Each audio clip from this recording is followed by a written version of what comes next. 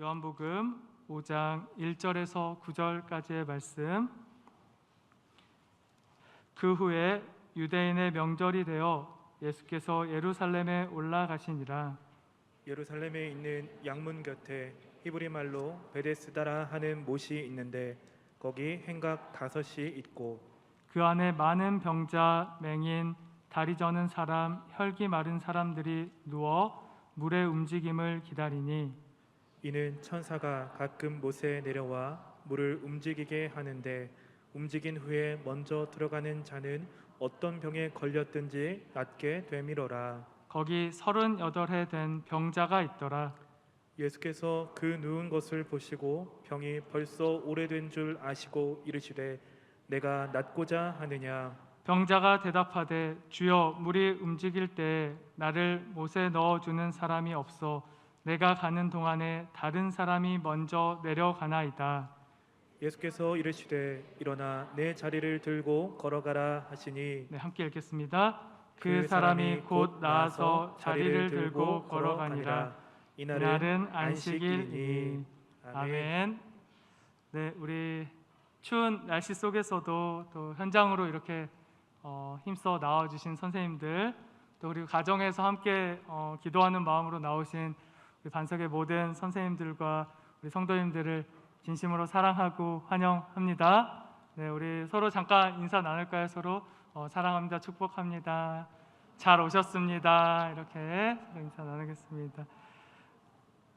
네, 너무 감사드리고 오늘 이 부흥의 시간을 통해서 또 한 해를 돌아보며 새로운 영적 에너지를 얻을 수 있는 시간이 되기를 소망합니다.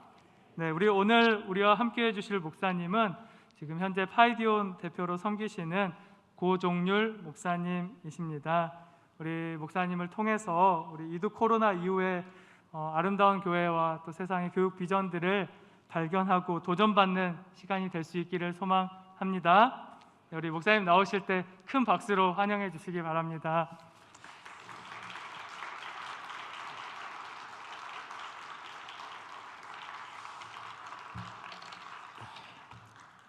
여러분 안녕하셨습니까? 제가 여러분을 한 4, 5년 이렇게 전에 뵌 거 이렇게 기억이 납니다. 정말 꿈만 같습니다. 제가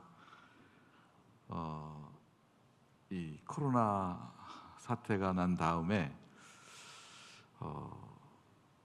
두 번째인 것 같아요. 이렇게 많은 분들과 함께 예배를 드리는 게. 이제 제가 출석하는 교회는 물론 이제 예배를 같이 하는 사람들이 많았지만 제가 이제 교육에 대해서 얘기를 하는 거에 이런 기회가 있어서 참 감사합니다. 코로나가 아무리 세상을 휩쓸고 다녀도 우리는 하나님이 이 세상을 통치하시는 유일한 주권자이심을 믿습니다. 예수 그리스도가 주인이심을 믿습니다. 교회가 생명을 낳는 한 교회는 영원함을 믿습니다. 복음이 소망임을 믿습니다. 그리고 복음으로 변화된 삶이 이 세상 속에 우리 자녀들을 가장 강건한 삶으로 인도하실 것을 저희가 믿습니다. 그렇다면 그냥 그것을 하면 됩니다. 코로나 시대에 우리가 무엇을 해야 할 것인가? 우리 자녀들이 우리가 보여주고 또 우리가 해야 할 일은 아주 간단합니다. 하나님은 창조주 하나님이시고 유일하신 하나님이시고 세상을 다스리시는 주권을 가지신 하나님이십니다. 다른 거 가르칠 거 별거 없죠. 예수 그리스도는 누구신가? 그분 때문에 우리가 하나님의 자녀가 되었고 그분의 희생으로 우리의 죄값이 치루어졌고 우리가 자유하게 되었고 성령님과 함께 동행할 수 있게 되었습니다. 믿으시나요? 그럼 그것을 아이들에게 나눠주면 됩니다. 위드 코로나라 그래서 교회가 가르치는 내용이 달라지는 것은 하나도 없습니다. 교회가 해야 할 일이 달라지는 것도 하나도 없습니다. 가정이 해야 할 일이 달라지는 것도 하나도 없습니다. 그러면 무엇이 달라졌는가? 두려워진 것이죠. 겁이 나는 것이죠. 살기도 힘든데 건강의 위협이 직접적으로 우리에게 다가왔을 때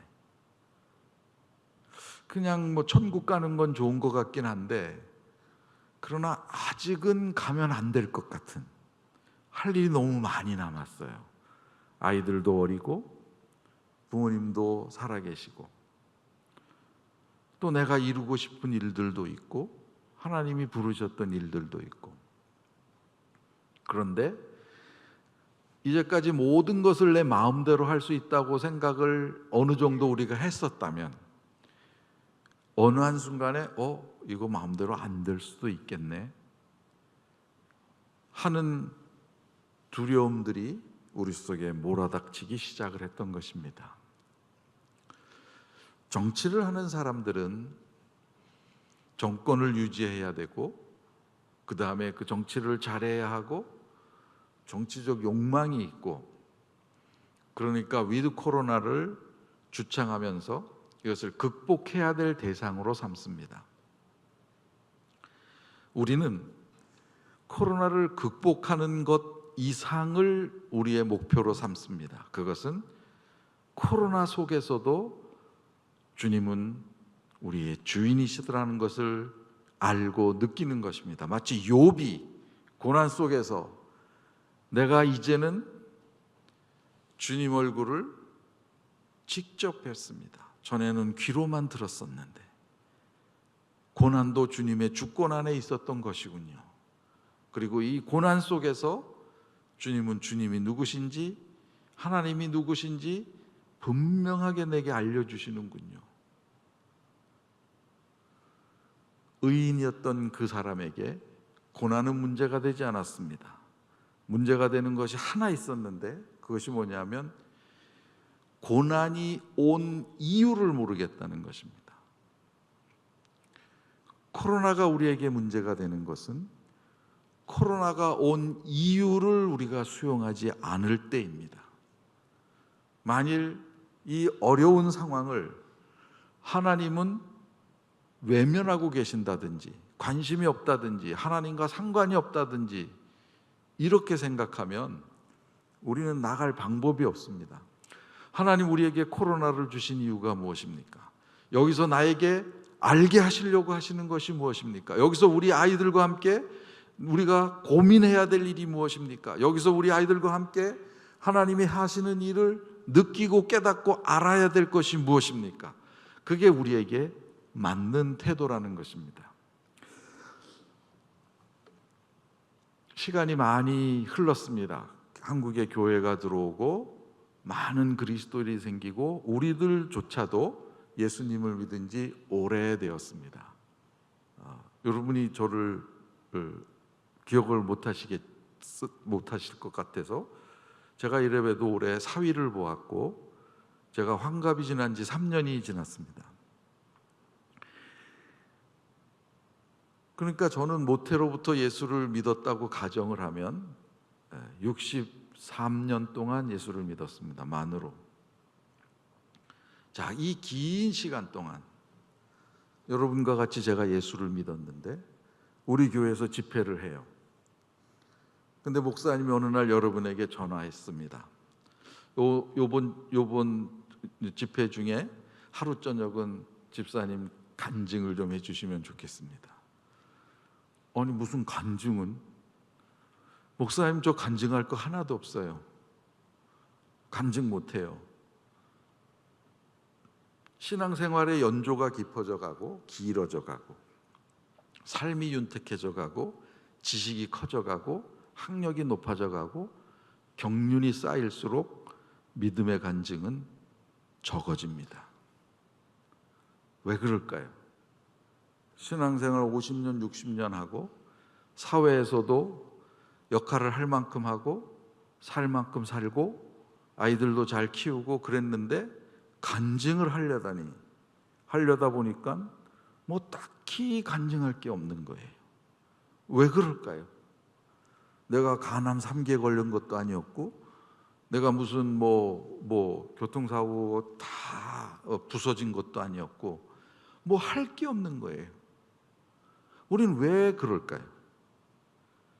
점점 신앙의 간증을 할 사람들이 없어져 가요. 신앙의 연조는 깊어지는데, 교회 역사는 수십 년씩 늘어가는데 간증은 별로 잘 못합니다. 그렇다고 하나님이 모두 다 우리에게 가난 말기를 걸리게 해놓으시고 믿을래 안 믿을래, 그래서 낫게 하신 간증만 우리가 할 수 있을까요? 우리가 간증을 하라고 하면 자신이 없어지는 이유가 뭐냐면 믿음으로 살지 않았기 때문입니다. 답부터 말씀드리면, 아니 내가 무슨 믿음으로 살지 않았어? 이제까지 교회 빠진 적 없고 아이들 잘 가르치고 주일학교 선생님으로 봉사도 하고, 물론 뭐 휴가 때 빠질 수도 있었지만 그러나 정말로 나름 믿음으로 살려고 노력을 했는데 내가 왜 믿음으로 살지 않았을까?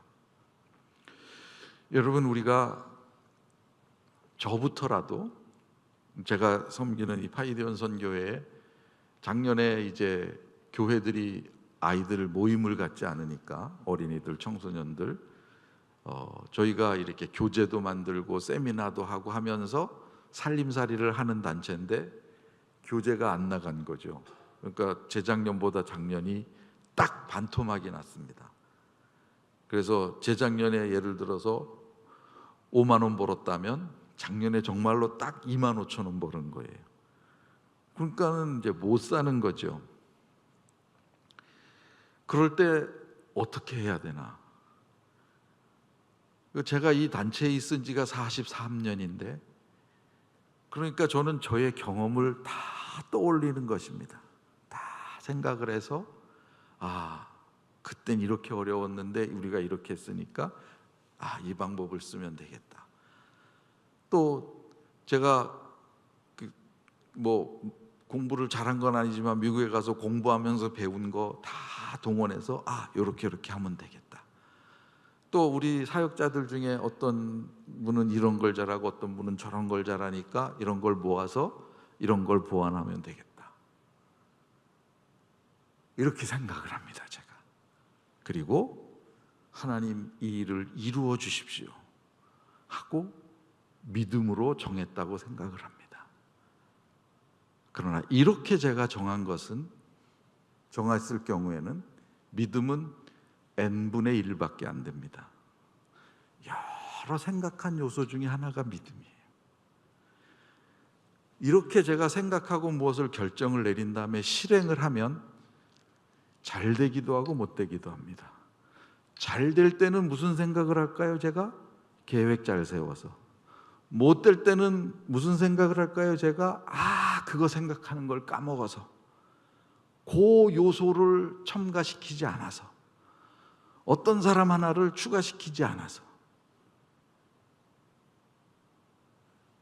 믿음이 n분의 1로 계산된 결정들과 삶은, 그 삶을 살아나가면서 잘 되는 것은 당연히 잘 돼야 됩니다. 왜냐하면 잘 되도록 계획을 했기 때문에.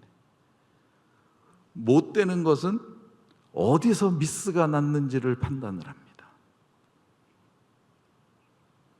그렇게 살아가면 우리는 믿음의 간증은 못합니다.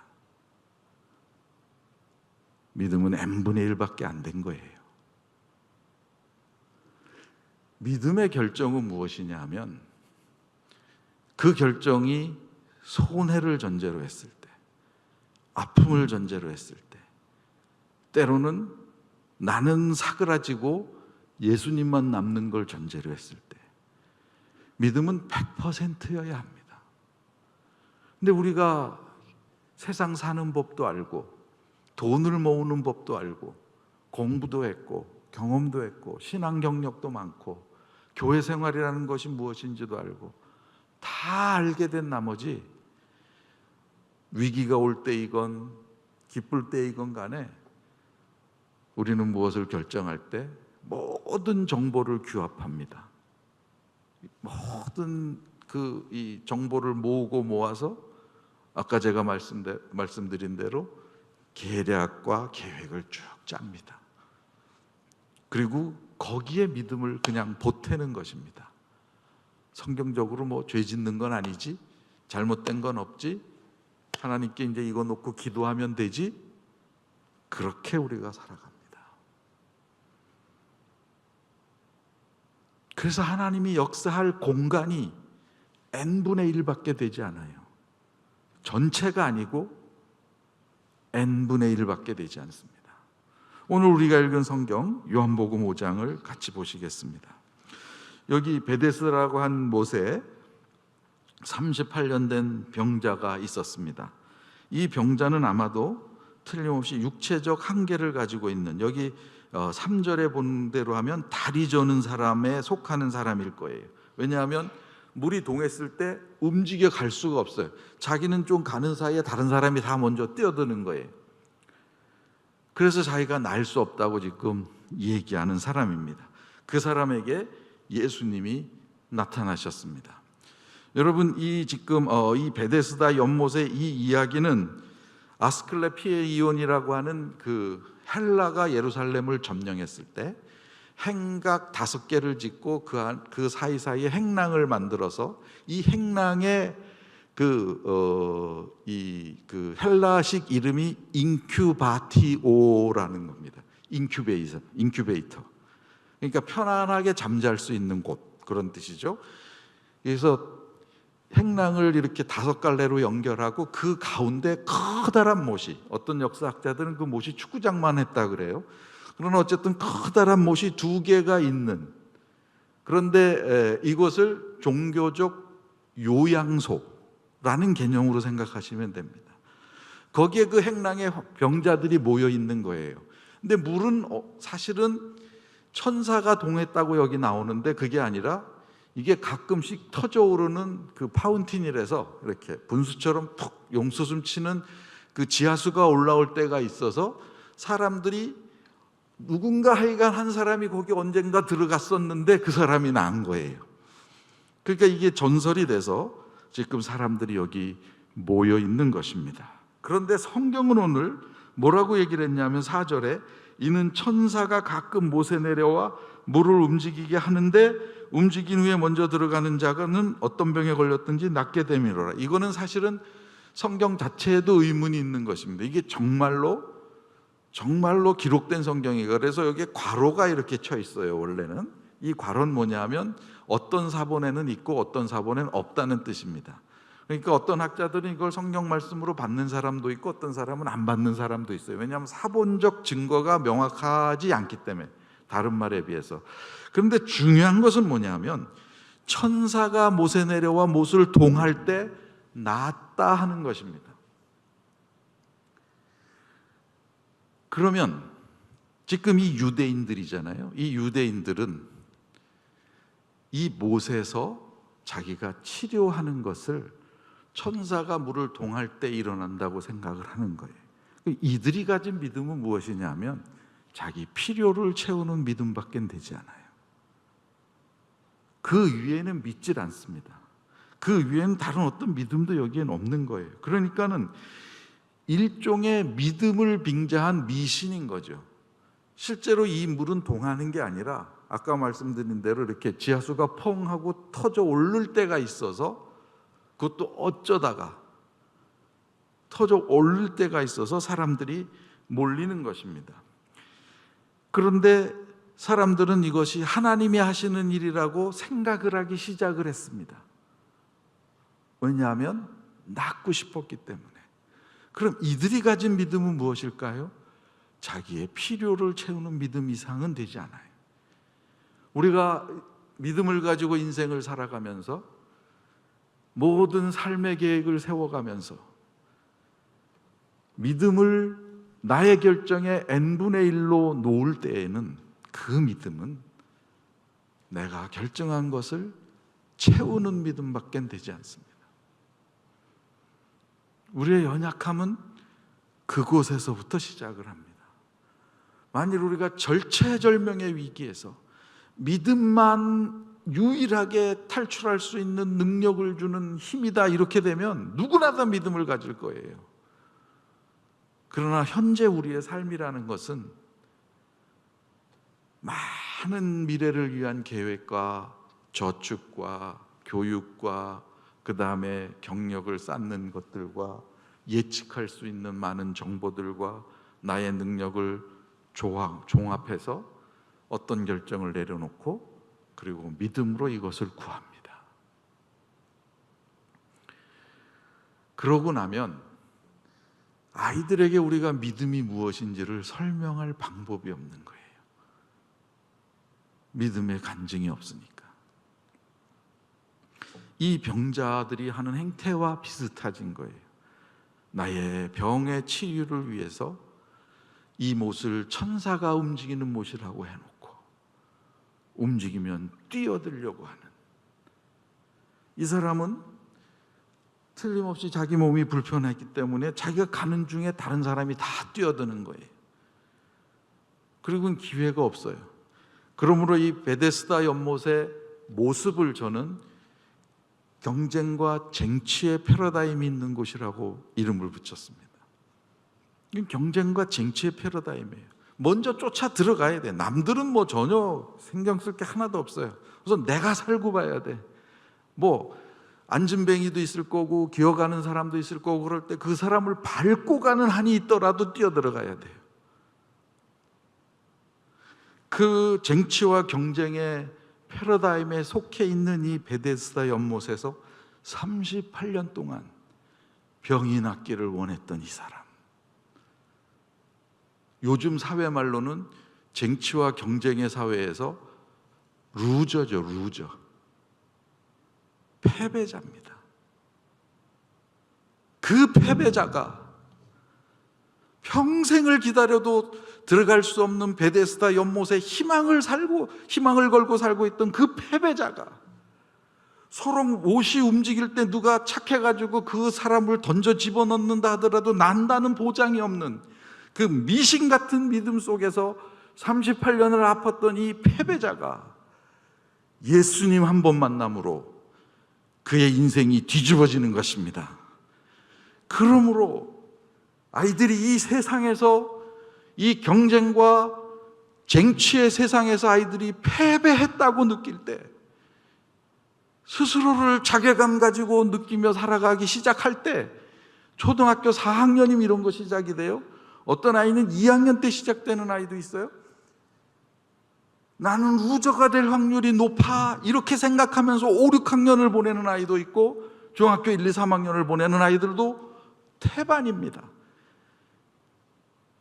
그렇게 인생이 힘들고 내가 루저가 될 수밖에 없다고 생각하는 생각이 아이들에게 들어갈 때 우리가 할 수 있는 말은 하나입니다.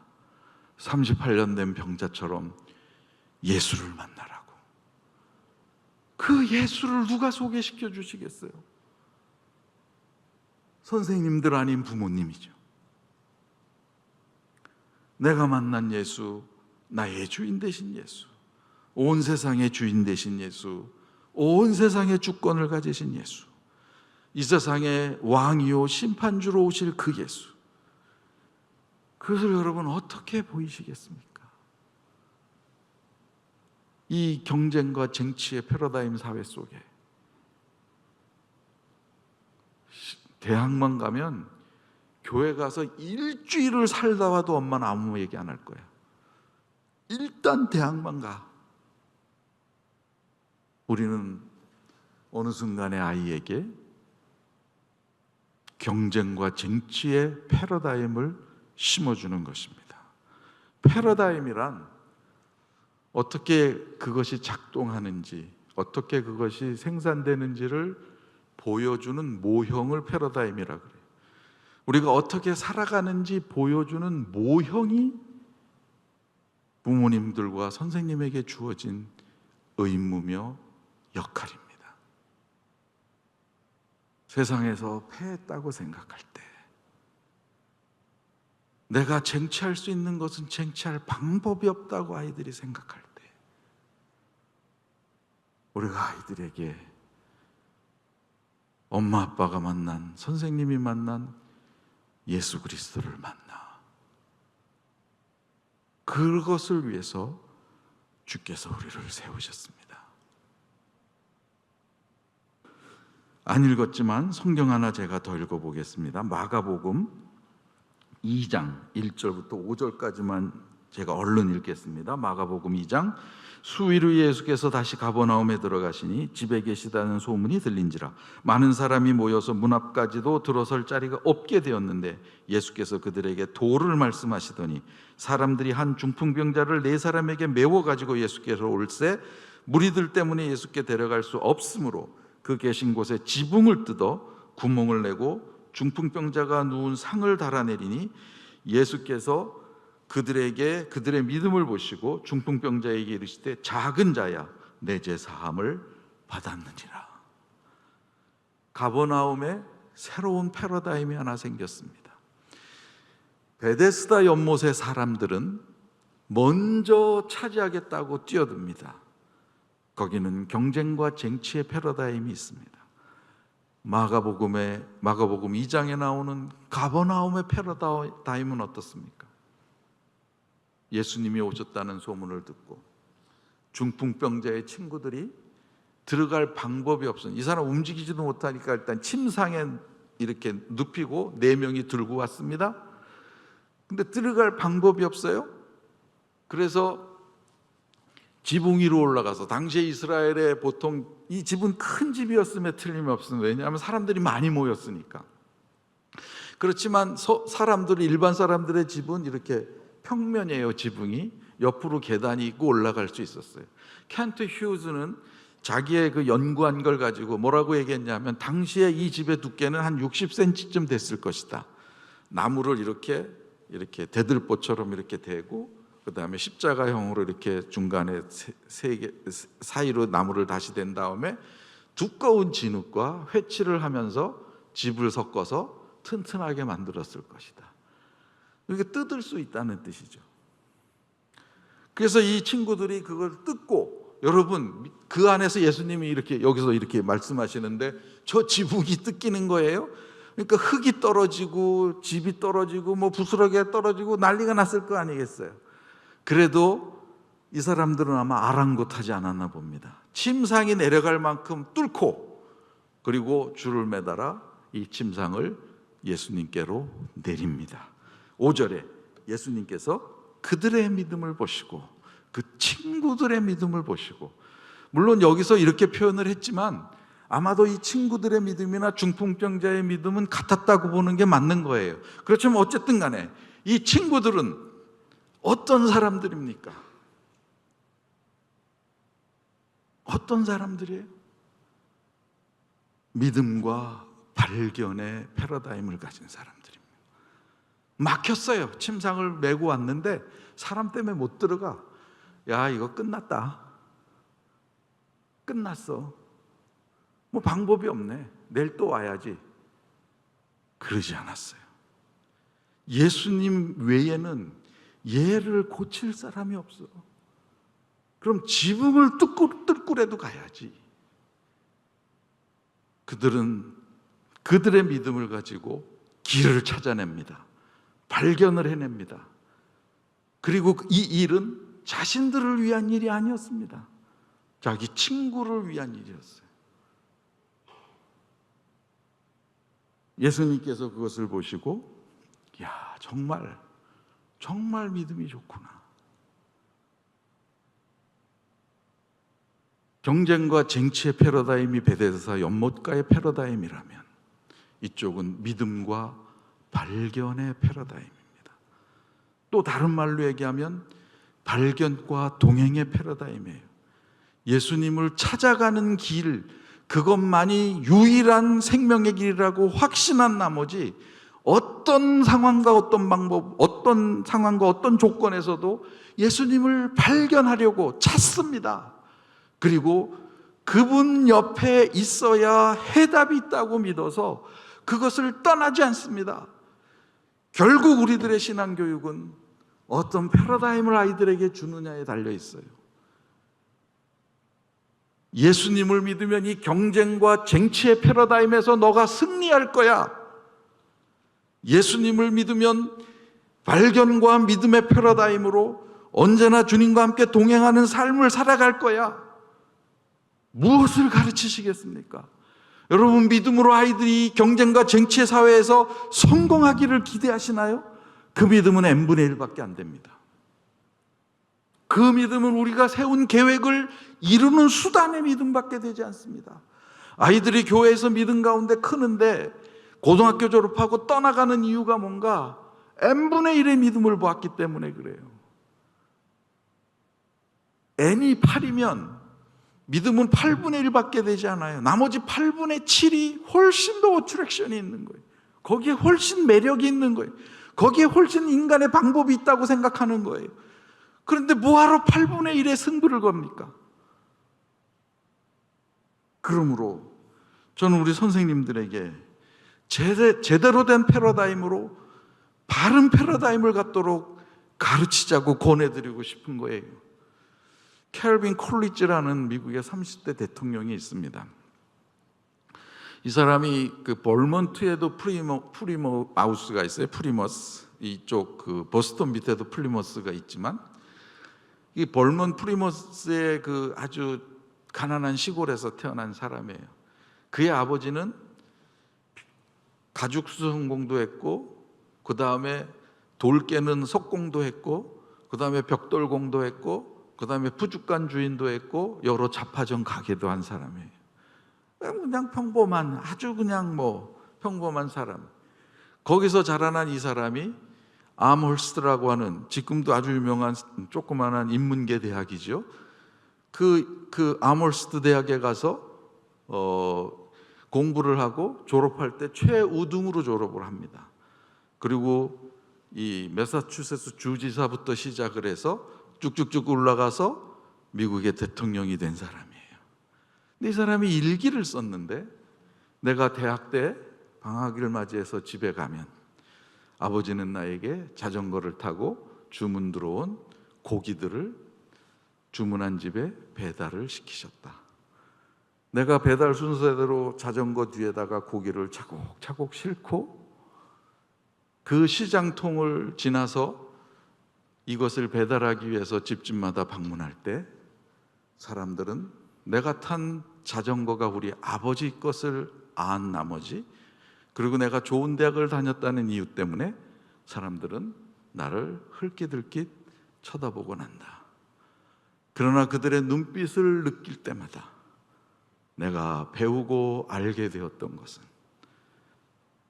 푸주간에서 뭉툭한 칼로 뭉툭한 손으로 고기를 자르는 우리 아버지가, 가죽을 수선하고 가죽을 꼬맸던 우리 아버지가, 돌을 쪼개고 돌을 비볐던 우리 아버지가 그 시장통의 모든 사람들에게 존경을 받는다는 사실이었다. 그 아버지의 자전거를 탄 나는 덩달아 사람들에게 경외의 눈초리를 받곤 했다. 그렇게 썼습니다.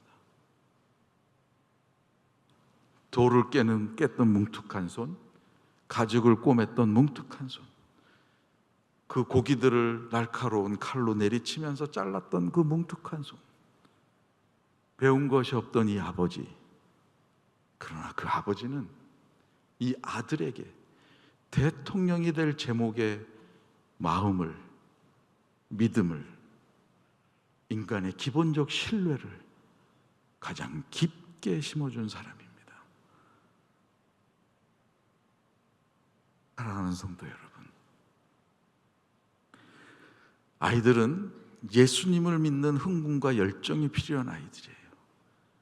예수님의 일에 대해서 흥분하고 열정을 가진 어른을 보기를 원해요. 근데 우리는 차분하죠. 인생의 여러 가지 일들 속에 청약저축 들은 거 당선되기를 바라고 여러 가지 일로 우리가 번잡해요.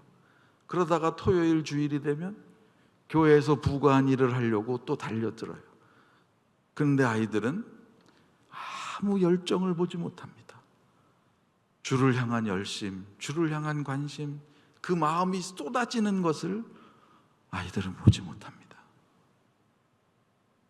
결국 우리도 아이들에게 이 경쟁과 쟁취의 패러다임 속에 사는 이 세상에서 믿음 하나 보태면 더 나아질 수도 있다는 것을 가르치는 것 외에는 별로 안 가르칩니다. 거기에 우리의 실패가 있습니다. 그러므로 교회와 진리를 가르치는 사람은 이거는 예수님 믿는 사람 하면 안 돼, 이거는 예수님 믿는 사람이 해서는 안 될 일이야, 이런 말은 하면 안 돼, 이렇게 살아야 돼, 안 되라는 말이 우리 입에서 나가는 대신에 아이들에게 해야 될 일이 있다면 이렇게 살아야 되는 거야, 이게 열정 있는 삶이야, 이게 우리의 믿음의 삶이야 하고 보여주는 게 필요합니다. 우리는 모형이에요. 가버나움의 패러다임을 가진 모형입니다. 저에게 아이가 둘이 있습니다. 큰아이가 지난 여름에 결혼을 했고, 둘째 놈은 그냥 혼자 룰루랄라 재밌게 살아가고 있습니다. 우리 둘째는 어렸을 적에 수틀리면 저 교회 그 계단 앞에서 들어 누워요. 그리고 온 교회 떠나가게 울어 제낍니다. 저희 집안에는 그렇게 센 애가 없어요. 제 아내 집 쪽은 그런 게 좀 있는 것 같아요. 네. 그러니 여러분 생각해 보십시오. 목사 둘째가 딸인데 수틀림 들어놓는다, 이게 되겠습니까? 저한테 무슨 도움이 되겠어요? 그러니까 우리가 무슨 별짓을 다 하지 않았겠습니까? 조패기도 하고 온갖 가모니솔로 이렇게 꼬시기도 하고, 돈은 돈대로 들어가, 선물은 선물대로 사줘, 욕은 욕대로 해, 패기는 패기대로 해. 그래도 안 바뀌어요. 그래서 저도 기도를 많이 했습니다.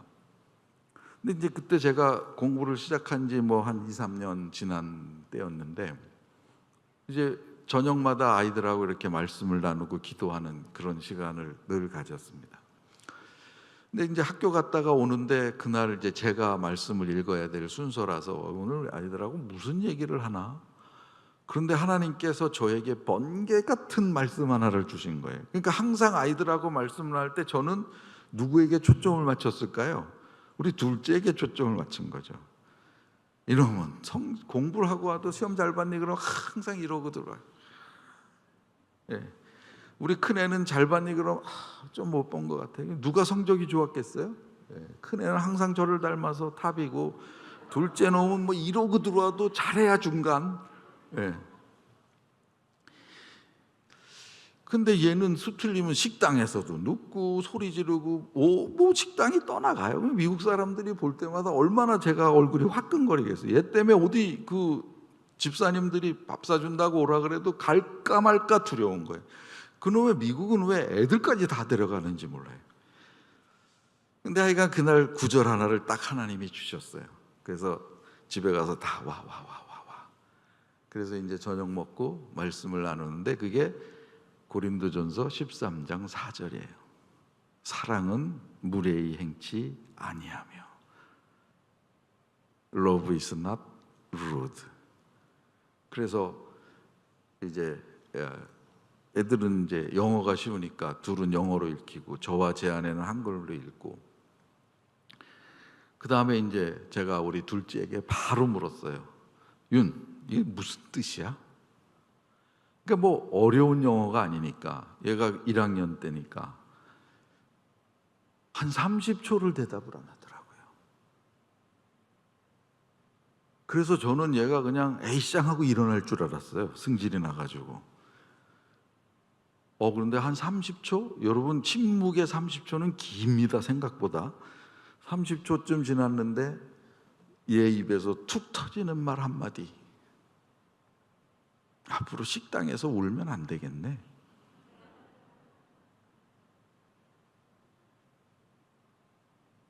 그리고 이 아이가 바뀌기 시작하는데요. 와, 정말 상상할 수 없이 바뀝니다. 미국에 가면 초등학교 졸업하면 한 학교에 한 명씩 대통령상을 줍니다. 우리 큰아이는 당연히 받아야 돼요. 근데 얘가 졸업할 때 대통령상 받고 졸업한 아이예요. 큰아이랑 똑같이 좋은 대학 갔는데 큰아이는 30%를 장학금 받았다면 얘는 용돈까지 장학금으로 받았어요.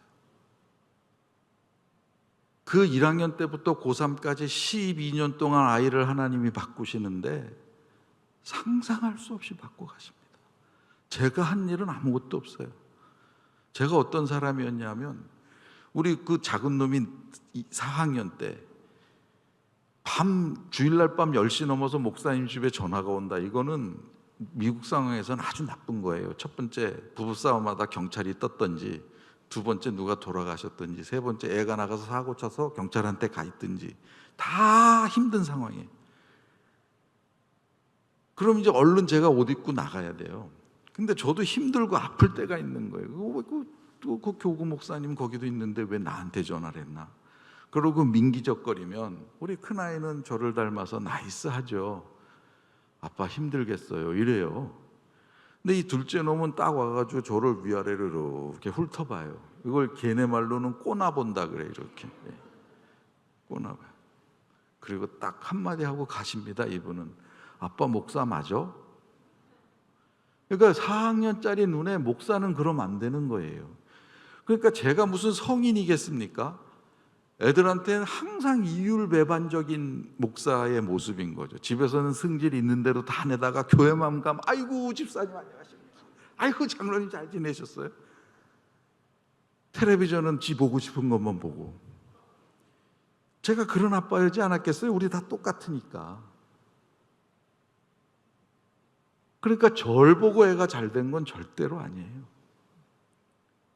하나님이 말씀이 들어가서 열매가 맺히기 시작하더니 아이를 받고 가시는데 상상할 수가 없어요. 대학 때 자기 그 기독교 동아리 헌금이 모자라니까 자기 장학금 받는 거 다 쏟아붓고 미국에 가면 마켓에 가면 20kg짜리 감자 팝니다. 이렇게 큰 자루로. 그 20kg짜리 감자 사서 2달을 버티네요. 그것만 먹고. 카이디온이 어렵다고 자기 월급 탄 거 다 모아서 작년 봄에 상상할 수 없는 돈을 헌금한 애예요. 우리 집안에서 그렇게 믿음 좋은 애는 날 수가 없어요. 지 엄마를 보면. 날 수가 없어요.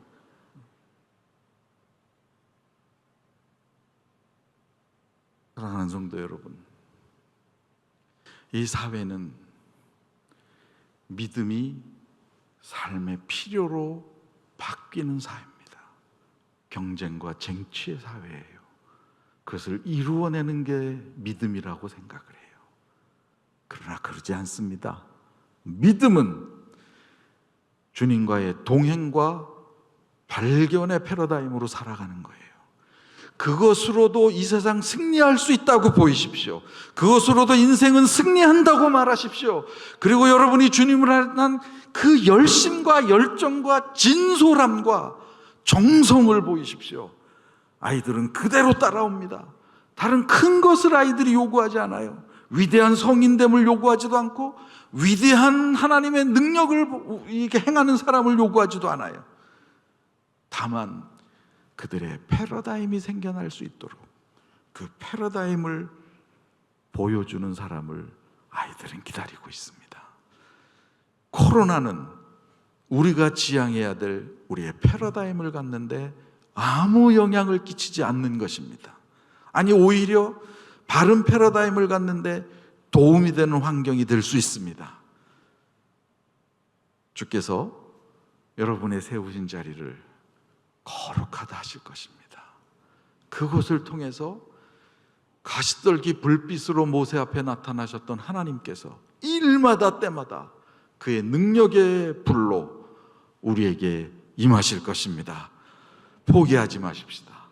견디고 보이고 지키고 나누고 하면서 사랑하는 다음 세대를